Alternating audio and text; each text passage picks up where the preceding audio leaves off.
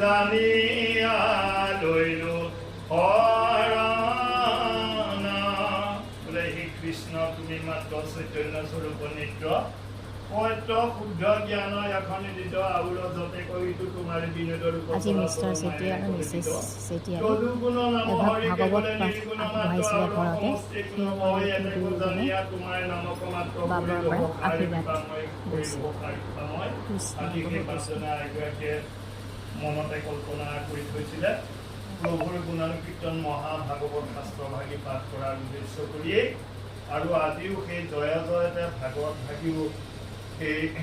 দোকানৰ পৰা ক্ৰয় কৰি আনি গৃহত প্ৰৱেশ কৰিছে। এই প্ৰৱেশ কৰাৰ জৰিয়তে প্ৰভু ভগৱন্ত সন্তুষ্ট হ'ব, বিখন কুমঙৰ প্ৰকাশ কৰিব আৰু প্ৰভু চক্ৰ ছায়াতলত ঠাই দি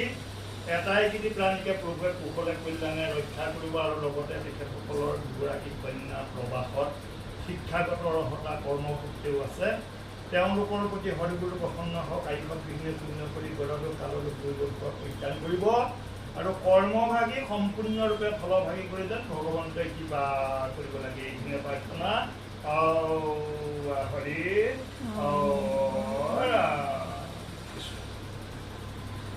কৃষ্ণ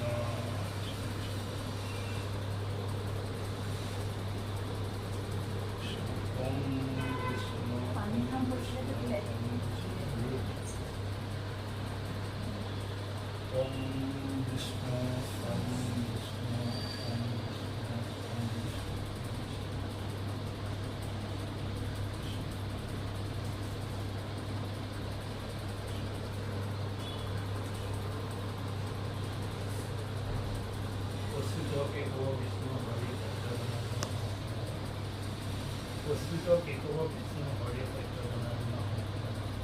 প্রস্তুত কেশব বিষ্ণু হরে কৃষ্ণ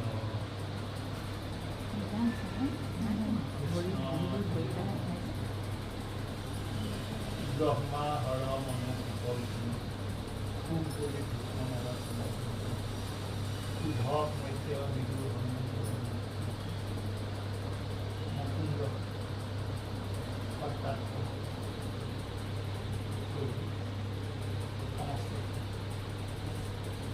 স্বজন ভকত বাৰ বৈষ্ণৱ শুদ্ধ পাৰিষদৰ বহুতো ভগৱন্তৰ গুণানুকীৰ্তন ভাগৱত পাঠ কৰাৰ কাৰণে উদ্দেশ্য প্ৰভু ভগৱন্তৰ চৰণতে কোৱা ধৰা হৈছে। এই পাঠভাগীৰ জৰিয়তে ভগৱন্তৰ সকলোকে সুৰকে সুৰিয়ানকি কৰিছে প্ৰভুৰ চৰণটো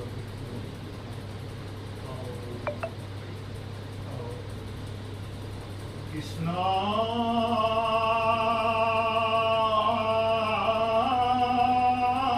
শংকৰ গুৰু হৰি ৰাম ৰাম ৰাম হৰি ৰাম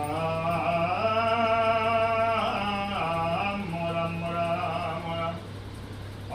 জয় গুৰু শংকৰ সৰ্বগুণাকৰ জাগিৰ নাহিকে উপাম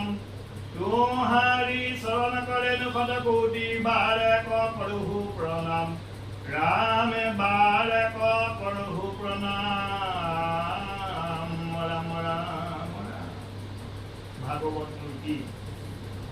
प्रथम द्वितीय स्कंधे शरण दूत